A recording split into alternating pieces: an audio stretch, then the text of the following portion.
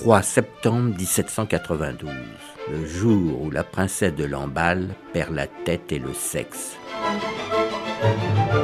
Par Frédéric Lévineau, journaliste au Point. Du 2 au 6 septembre 1792, environ 1300 nobles et prêtres détenus dans les prisons parisiennes sont massacrés par des citoyens s'improvisant juges et bourreaux. Cet épisode révolutionnaire est connu sous le nom de massacre de septembre. La victime la plus célèbre en est la princesse de Lamballe, détenue à la Petite Force. Proche de Marie-Antoinette, elle était la gouvernante de ses enfants. Le 3 septembre, la princesse est tirée de sa cellule pour être présentée au tribunal improvisé qui a déjà fait massacrer plusieurs dizaines d'hommes. Quand le président lui demande de jurer la haine du roi, elle refuse. En réponse, celui-ci s'exclame « Qu'on élargisse madame !»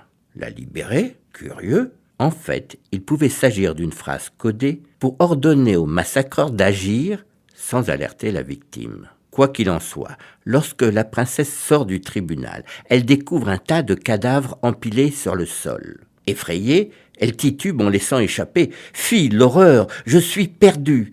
Aussitôt, un garçon perruquier ivre tente de lui enlever sa perruque à la pointe de son sabre. Il fend le front de la malheureuse qui s'effondre en sang.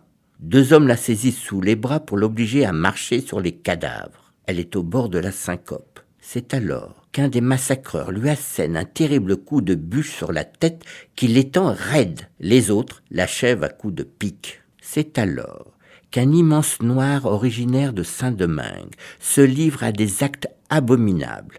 Il déshabille le cadavre pour faire admirer sa blancheur aristocratique à la foule. Puis il fouille de ses gros doigts l'intimité de la princesse.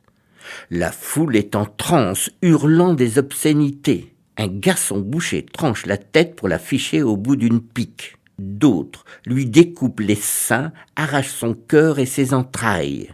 Mais le pire reste à venir. Un inconnu découpe le sexe de la princesse de Lamballe pour le poser sous son nez en guise de moustache. La tête de la princesse de Lamballe est baladée dans tout Paris avant d'être exhibée sous les fenêtres de la prison du Temple où la famille royale est enfermée. Cette tête est finalement récupérée par le beau-père de la princesse qui l'a fait enterrer à Vernon. Une série réalisée par Megan Kieki.